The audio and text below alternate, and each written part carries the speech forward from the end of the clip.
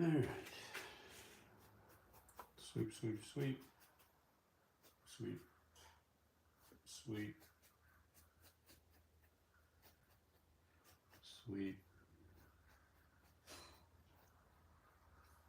sweep.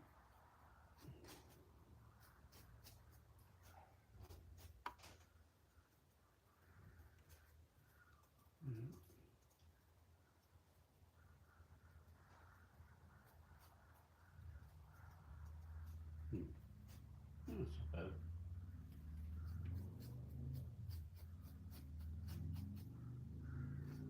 It's a lot of ballast.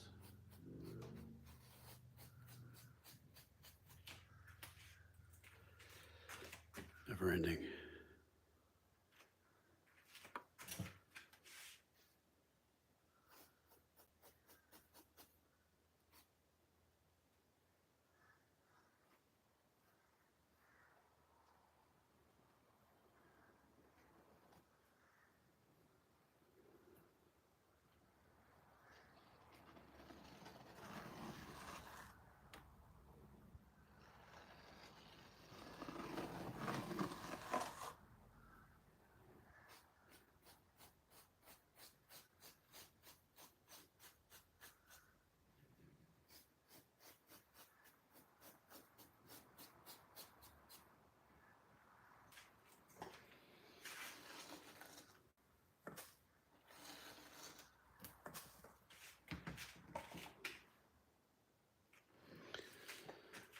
All right.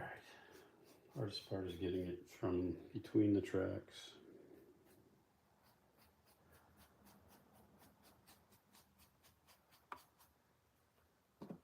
Get that extra out of there. More art than a science.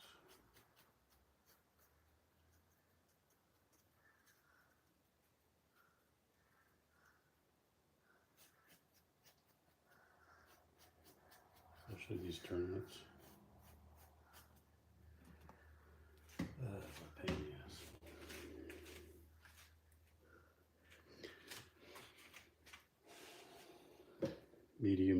Medium ballast blend. Just lay it on heavy and then brush it into place.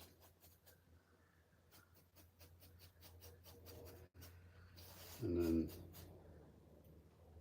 the trick is to get all this extra that piles up in between. And kind of even that out. Slow process.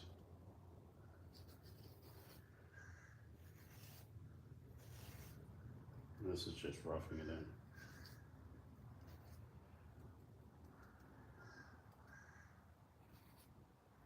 Yeah, you should focus on one area at a time.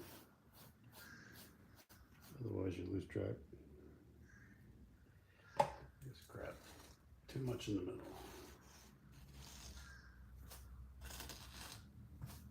I don't know if there's an easier way to do this, but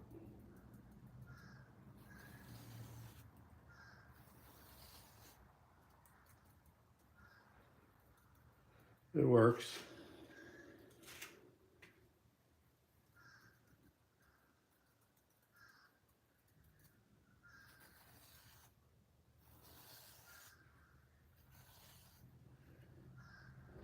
Trick. This trick works pretty good too. Once you get it, you hit it with a spoon, it kind of knocks it all into place, gets it off the ties.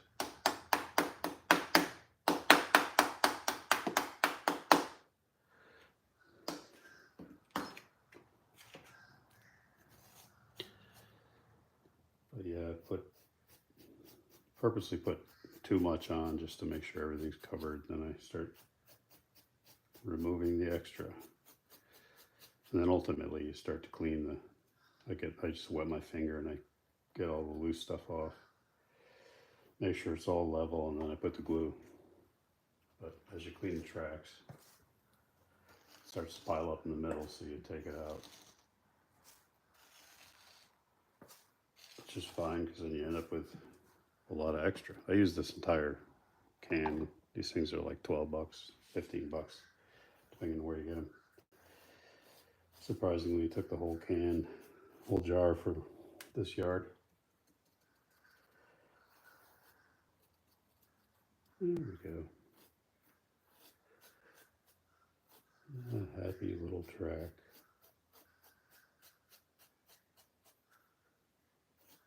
Bob Ross channel of model railroading. We have a happy little track.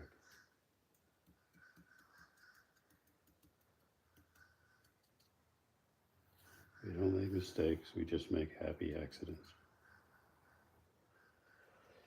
Alright, so I just gotta go continue that process. But to be honest, this is not the most enjoyable part of the hobby to me, but the outcome is worth it.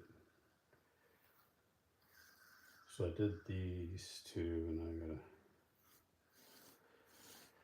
go down here and get the middle of this.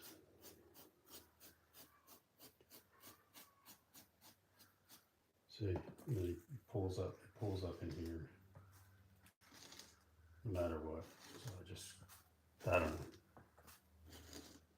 Put a comment if you think there's an easier way to do this, but usually this phase is just a lot of gross motor stuff. It's not the fine tuning. The goal is to get what's in between the tracks to be level as possible and flush with the ties. And as you push stuff out of the middle of the tracks, it tends to go in between the tracks, sort of chasing your tail.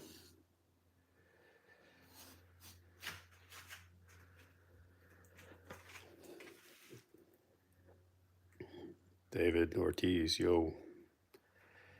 Timmy's YouTube. Diego Prieto Garriga. And K9 Trooper, K9 Brown. Hydro Hustler Swing Trading. Dan's Model Raring. Appreciate you guys watching on a Sunday. Yeah, I'm just, I posted some videos, not live, but some videos on what I'm starting over here. So this is an extension of the layout. It's a yard, a CSX yard, and the layout curves around to Province and Worcester industrial area where a lot of the switching is. But I've had this extension for about 6 months done, and I keep putting off ballasting because it just takes a lot of work. I mean, I'd like to say I enjoy it, but I don't, so I'm gonna have you guys suffer through it with me. Yeah, let me know if you've got an easier way to do it, but I just literally, when I buy a can like this, I just pour it all over the tracks, because in a yard, you're not gonna have, spaces between the tracks, the whole thing. What makes it easy is the whole thing is ballasted. Where I'll have to trim it is on the edges here, but so you use a lot of ballast when you're doing a yard. Hardest part I found is this damn middle section. You can brush it off the tracks, but then it's like a snowplow. It piles up elsewhere. So all I can think is you just sort of push it forward and flatten it with a big brush like this, and then as it builds up, just grab it, throw it in the bin. And I don't, since this is a yard and an industrial layout, I don't have cork road bed, so the ballast is right on the base, which is homosote. So it's not a thick layer of ballast, but it does, give the illusion that the track's a little bit elevated. But usually in these industrial areas, especially up in New England, the tracks are, they've been there for a long time. They're not elevated like you'd see out in the West Coast or in the Midwest. They're not, usually they're sunken down like you see here. So a lot of guys ask me why I don't have cork road bed. I mean, the whole baseboard is homosote, which is effectively like a thicker cork, so you get the benefit of sound deadening, and it holds nails, easy to work with. And you know, for extensions, and if you want to do repairs in the tracks, it's just easier not to have to deal with roadbed, because you got to do the roadbed then the track. I just lay the track down wherever I need it. Yeah, that's the deal, Camille. So yeah, it's starting to look good. It's starting to look better.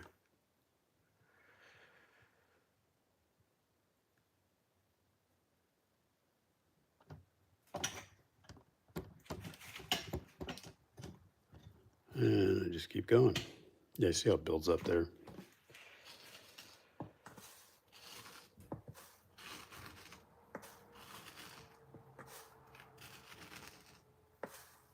Actually, what I'm doing is, well, drinking coffee, number one.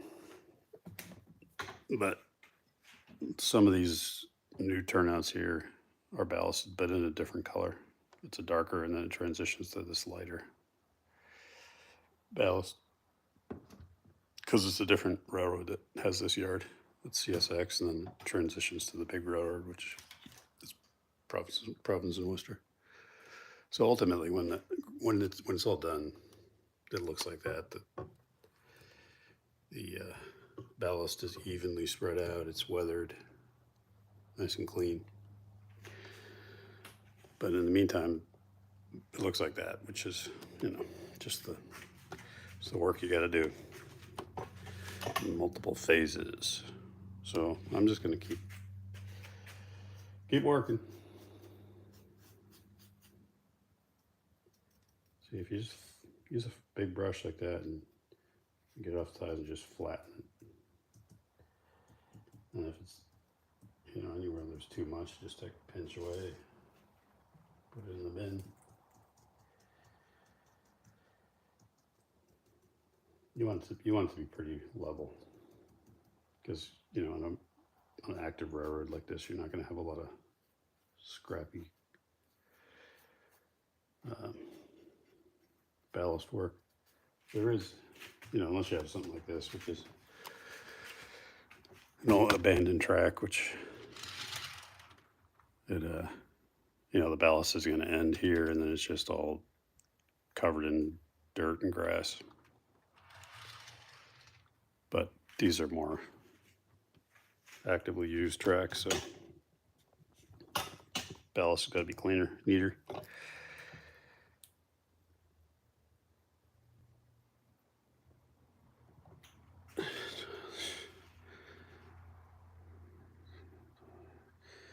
Flying Bee said most people think this is childish.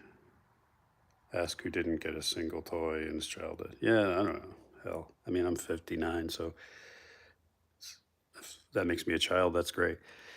You know, to me, like Lionel trains or toy trains are different. This is really all about creating a diorama and realism, and you know, the whole thing's electronically controlled with sound. So it's more of a, to me, it's a hobby. I mean, yeah, every hobby's a toy. If you like RC cars or drones or model trains, let's face it, it's toys for grown-ups.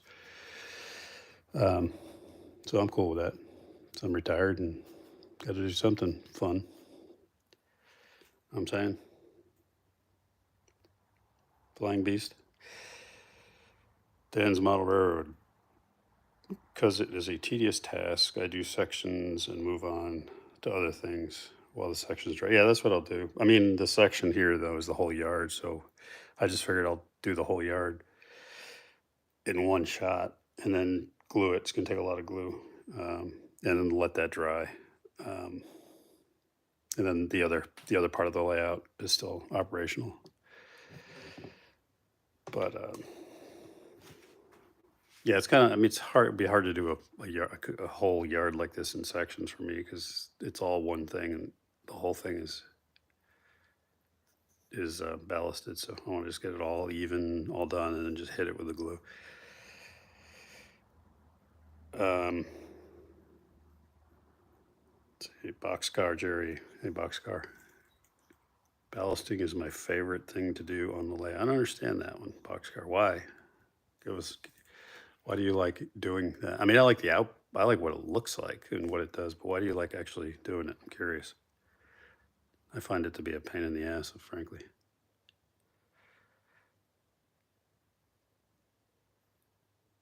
It's relaxing. Yeah. I guess so. I mean, there's worse things. You know, you can get a stick in your eye or something. On a relative term, it's not terrible. I just don't like the tedium of, trying to. It's that chase through your tail thing. So you get the track all clear, and then everything between the tracks gets too thick, and you got to pull it up. This, and then you got to kind of flatten it down. This will take hours. I'm not going to keep you guys on watching this for hours, but this will take a better part of the day just to get this yard done. Easiest part is getting the watered down glue and dumping it on the ballast once it's all the way you want it. I don't know. The relaxing part to me is like painting, working on models, building, kit bashing, ground cover, painting the ground, that kind of stuff. This is, to me, a necessary evil. But I'm also OCD about it. I like it to look good, and I take my time. So, I guess you can. You can sort of lose yourself in it, but can't say it's my favorite part.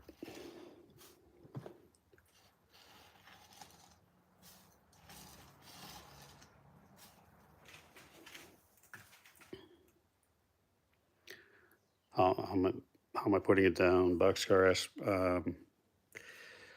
Well, right now I'm just dumped down there with gravity, and then what I will do is I spray it with a mist of soapy water just to break the surface tension, and then I use 50-50, either Elmer's glue or Mod Podge, 50% water, 50% glue, and then I put dish soap in there or isopropyl alcohol, and I just shake that up, and I just saturate it. And if you don't spray it first, it doesn't work. I mean, the glue just kind of bubbles up on the surface, so you got to be comfortable spraying your layout and making sure that you get a pretty good wetness across all the ballast, and then hit it with the glue. 50% water, 50% glue, and either alcohol or soap in the glue mixture, because that breaks the surface tension. And then usually overnight, by morning, it's dry. I mean, it dries pretty quick. It soaks into the homosode, and it's out. I'm out in the garage, which is air conditioned, so the humidity comes out of it pretty quick.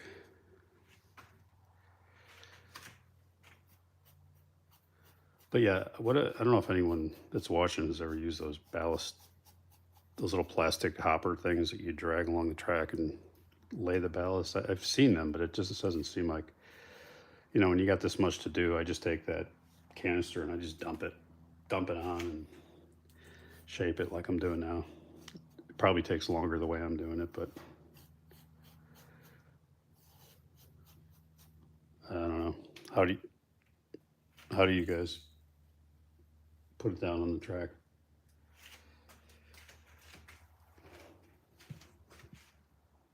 To work around these signals. I kind of like the way this came out. This it is a Tomar signal, which sensors are covered with gravel right now, so it's not working. But I just used this is a brass tube, so I painted it to look like concrete just to rise this thing up. And it's positioned just right so that each train can get by on either side without hitting it. But put this little guy, once everything's all done, a little added detail like this is fun. Just something for somebody to look at. So I'm climbing up there to work on it. I digress.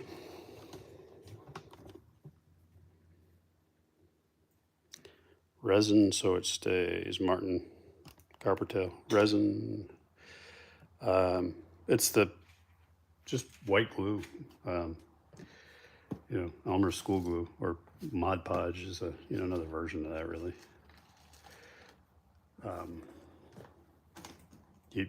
You mix that with water and it holds this stuff down. You can't move it after that. I mean, because with Elmer's glue, you need something that's pretty liquid so that it absorbs down into all the gravel. So resin, I'm not sure what you mean by resin, but I've only ever used white glue to hold this stuff down.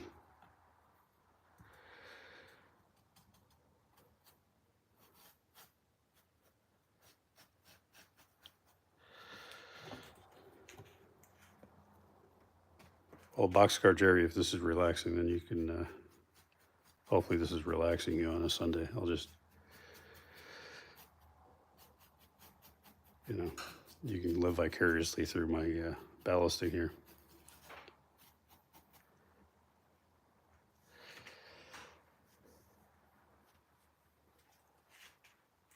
Here's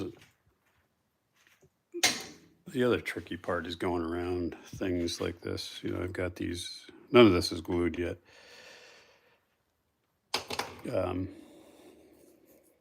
Switch stands, you got to make sure you go around things like that and go around the dwarf signals. Obviously there's too much there, but so what I do is I use a small brush and I just kind of shape where I want it before I glue it. And I always put the ground cover down first and let the ballast fall onto that. So, which is more real, I think. The ballast is put down on top of the earth. So, and I like to have pretty sharp edges. So when I get the whole thing, when I get rid of the bulk of the ballast, I'll shape it so you get a nice line along the edge. What else? Another trick is this is water with a little bit of soap, and I just wet my finger. And once you get it all off with a brush, it's a good trick. Just go along like that, and then you just dump it in the water. Still got moisture on your finger, just keep going. So it picks up the rogue pieces that are on the ties. That'd be a better way to do it, but so even here where I just did the brushing, there's always a ton. Even though you brush it, there's a lot on there. So you just go with your finger with a little water, and so that'll be the last step. Because some people like to have the some stones on the ties. I don't actually like that. I like it clean, with no rock on the ties. It's oh yeah, here's another thing to do. Well, one is if I do any kind of poles, like utility poles, I use a cut-off finishing nail, so that way when I'm doing things like ballasting, I can remove it and stick it back in the board. And then if there's a hole that you need, like this one, there's a speaker I've got a squealer on this corner. When the trains go by, it activates a squealer, and that hole is for the speaker. So I just put pure glue around that hole so that the ballast sticks to it. So it's already glued, you can see. And then when I'm done with the whole ballasting, I'll just take this thing out. There'll be a hole, and I'll cover it with rail ties. But that's where the sound comes up from underneath. Mini prints. Bernard, thanks for joining. I'm just doing nothing exciting today. I'm doing some Sunday ballasting. One of my least favorite things, although Boxcar Jerry likes it, so I don't want to insult him. He finds it relaxing. I find it tedious, but with the result being phenomenal. It's a yard, so I use the entire jug of this ballast. Woodland Scenics is what I use. I mean, I guess they're all they don't sponsor or anything. I like the size of it. It's medium and it's a blend, gray blend for this yard. For the province of Worcester, it's a gray, so I wanted it to look like, you know, the two different railroads have different ballast. And there's plenty of real estate here, Bernard, for mini prints. Just saying. You'll appreciate that, Bernard. You're a detail guy. There's somebody climbing up the signal light.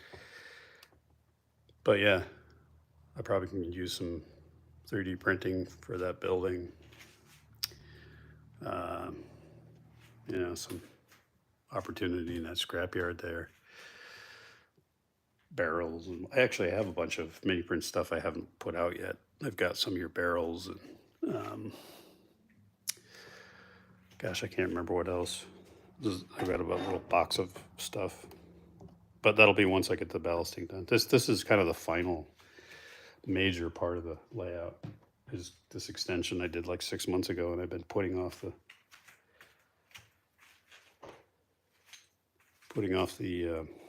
ballasting. So, how tall is that paintbrush in HO scale? God, I don't know. It's a good question. What do you think? Probably as tall as an engine is long. Maybe I'll just keep it there. It's a sculpture. They wanted to detract your eye from the scrapyard if you're on that overpass, so they put a paintbrush sculpture.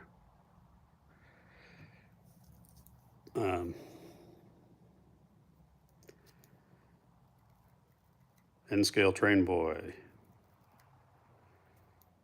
We're ballasting, just having random conversations this morning. Yeah, the monument to model rarity.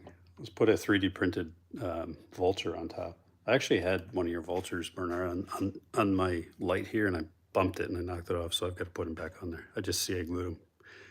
He's looking down on the scrapyard.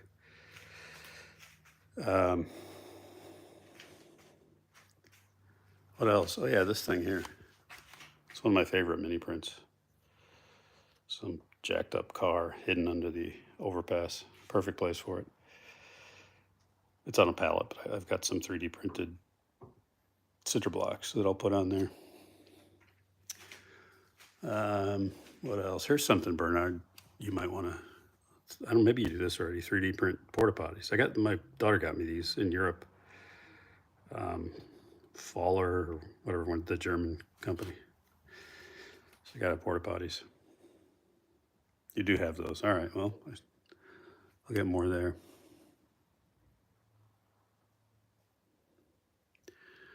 Just scanning the layout for people like N-scale train boy who might not have seen it.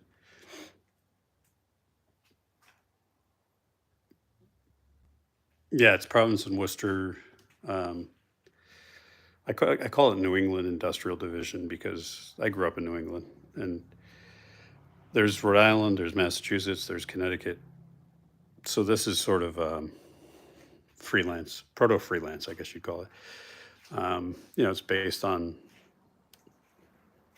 reality, but with my own sort of creativity. So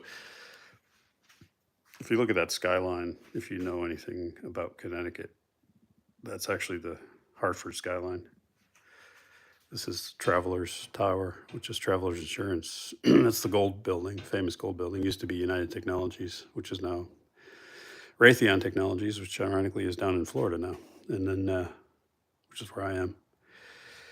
So that would be across the Connecticut River. So that would make this East Hartford, which is why this is called United Steel, because there's a United Steel metal fabrication plant in East Hartford. So, you know, bits of it are, and there's also a Sims metal in East Hartford, which is there. You know, that's not exactly what it looks like, prototype. Got to have a Polar Express mug if you're drinking coffee. So then as you go, so if that's Hartford, that would be kind of going, it would be going, it's across the river, which is west. So this would be East Hartford.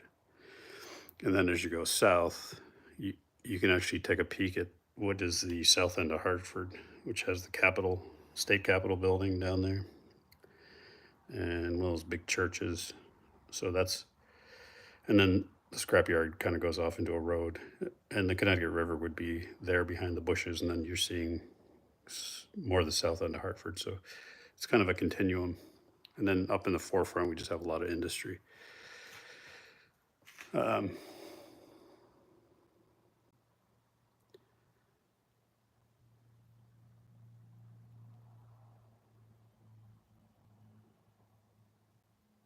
New York, N-scale train boy, New York. No, hey, I lived in close to Syracuse for a long time.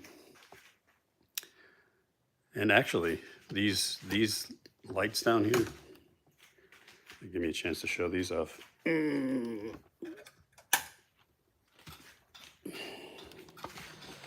Oh, can you see those going? Those N-scale train boy, those come from Susquehanna. Somebody smashed into them. They were knocked over in pieces on the road, and they were putting up new ones. So figured they were broken, and they weren't taking them. So I put them in my car and painted them up, put them back together, and I went to Radio Shack and made a little switch box with a relay. New York State. That's my monument to New York State.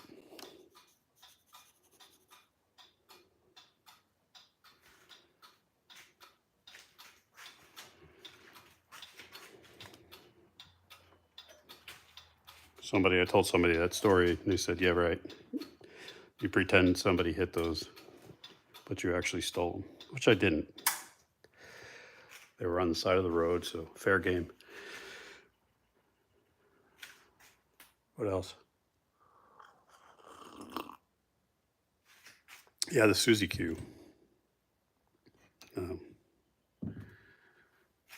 Road of anthracite. So yeah, it's Providence. Sorry, it's Providence and Worcester. All these industries, and then there's a turnoff here to this side of the layout, which is CSX and Conrail. It's kind of the transition period. So it started out it'll be a staging yard, but then I said, what the hell, I'll just make it into a yard with its own industries. So it's got that steel plant, it's got the scrap yard.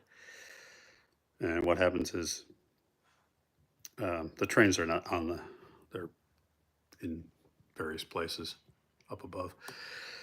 But CSX or Conrail, there's a Conrail Rapido engine, and I've got a Atlas GE CSX. They'll pull a cut of cars out, and they'll drop it off here in the interchange yard where that bowl is for P&W to pick it up and do the switching, and then they'll dump a cut of empty cars, and then CSX will come and grab it and bring it back to their yard. So there's, I don't even know how many, say, there's 20 cars or so in the yard normally. So yeah, that's how it's all set up. All right, well, I'm gonna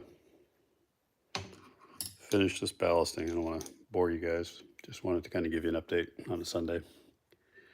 And it'd be kind of boring if you just watch me brushing stones all for another hour or so. I think I'm gonna wrap it up unless there's any other comments or thoughts.